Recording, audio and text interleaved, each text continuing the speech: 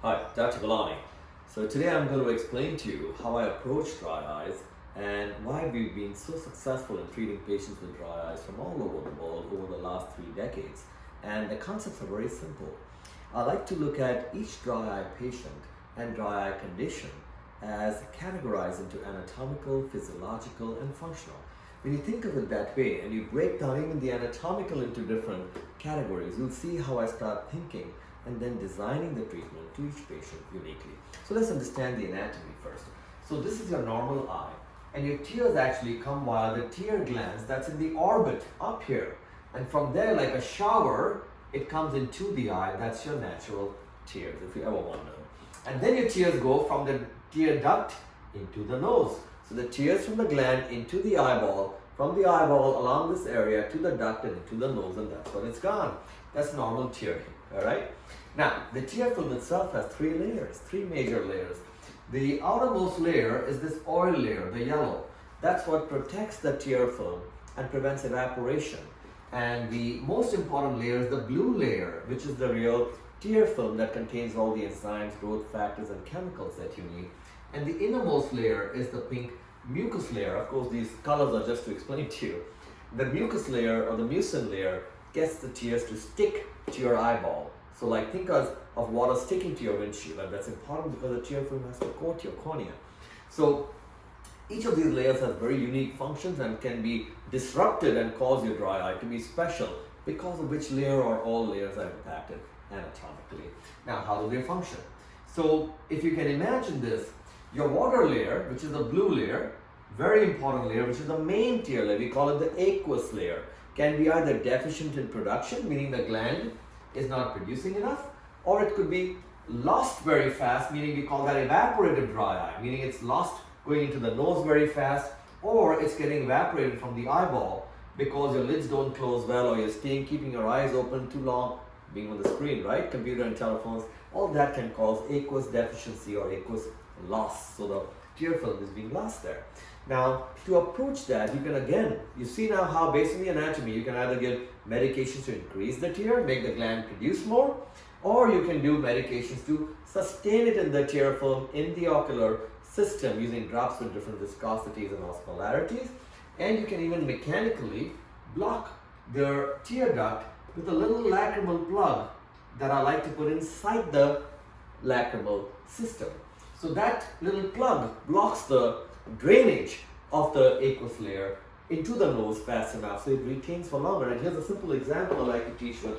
Here's a little sink here, and this is your aqueous layer coming into your eye, the water. Now when the water coming in is very little, we can actually block the drainage with a little plug, as you see here. It goes into the drain and stays there. This kind of plug that I use, the silicone injectable plugs, goes in like a gel and then becomes solid and blocks the entire duct going out. Therefore, it cannot be seen cosmetically. It's absolutely excellent. You don't feel it, there is no pain, and then it's keeping your own little tears that you were producing for longer in the sink, which is your eyeball. So that's the lacrimal plug system. You can use medications to increase the water flow into your eye too, all right? That's the aqueous layer. Now let's come back to another very important layer. This is the Meibomian layer, or the layer that produces, or the layer that is the oil layer, which is the yellow layer, the outermost layer. This lipid or oil layer maintains surface tension on the water layer and also protects it from evaporating. So if you ever imagine how come our tear films stay vertical when with gravity it should come down, right? It's vertical because the oil creates surface tension. Second, it prevents evaporation. So we remember we just said if it doesn't evaporate fast enough, it's going to retain your tear. So that's a good function of the oil layer.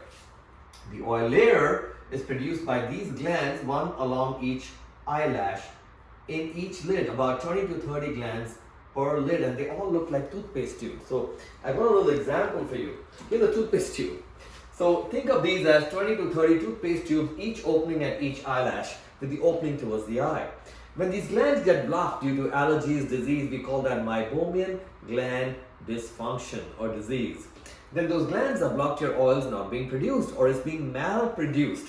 And patients sometimes have a burning sensation in these cases, or if you're in a car, you feel like, please turn the AC away from you, don't turn the fan on, because it's evaporating even faster. Those are conditions of Meibomian gland dysfunction.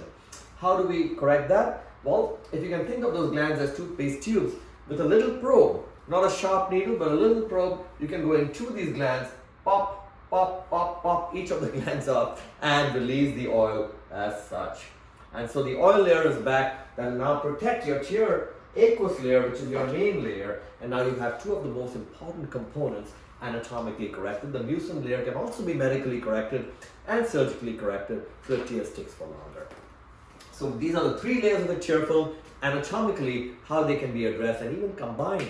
You can have the plug system along with the Meibomian recanalization going on all at one sitting. It takes few minutes with just a gel to numb your eye, no injections, no pain, and you're done with that and you have a system back in place. I call that the m.o.i.s.t therapy concept. Is part of a number of things I do within the m.o.i.s.t therapy to individualize your dry eye treatment.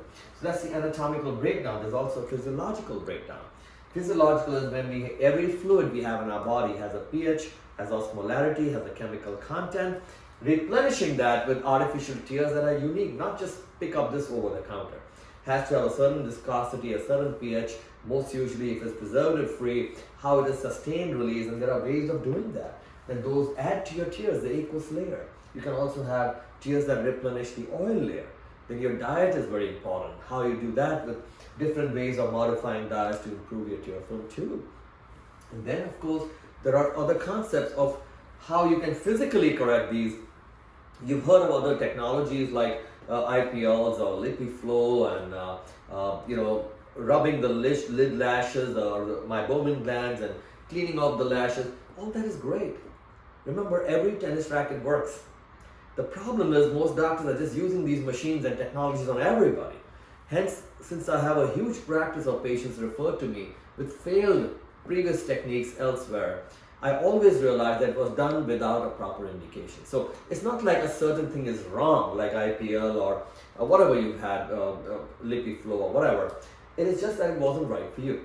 It has to be designed to you, sometimes even combined to you based on the way we just discussed our planning.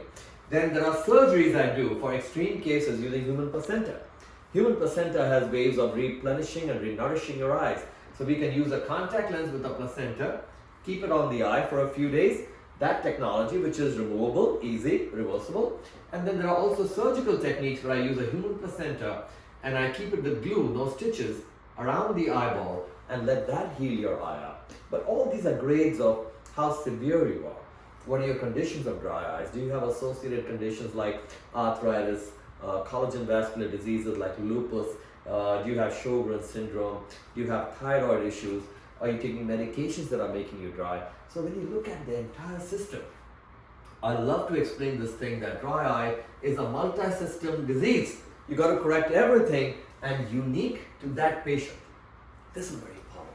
So I hope this explains to you how I look at dry eye, how there are ways to correct it, the m.o.i.s.t therapy concept that I've created over the last 3 decades, how it can be customized either single, staged, or in combined ways, completely simply done, and correct you, help you enjoy your life without the pain and anxiety of dry eyes, because dry eyes could be something that impacts your lifestyle and profession adversely. The symptoms you all know about, it could be grittiness, it could be redness, heaviness of the eye, sometimes even reflex tearing, and all that is fine. It could even impact vision. So once you correct the dry eyes, there's one more important thing, because you know my other passion, which is making people see. Once you correct the dry eyes, you can have advanced laser vision surgeries to see without glasses and contacts, premium cataract surgeries, so you're a candidate for great vision without glasses and contacts too. So once again, do not feel like there is no hope. Even if you've had failed therapy somewhere, you can be corrected. I hope this explanation helps you understand what dry eye is, how it can be categorized, and how it can be specifically corrected to you. Right, this is Dr. Gulani, and I look forward to seeing you, helping you in any way I can. You're more than welcome to contact us on our website, gulanivision.com, and me or my compassionate, amazing staff are here to help you. Dr. Gulani.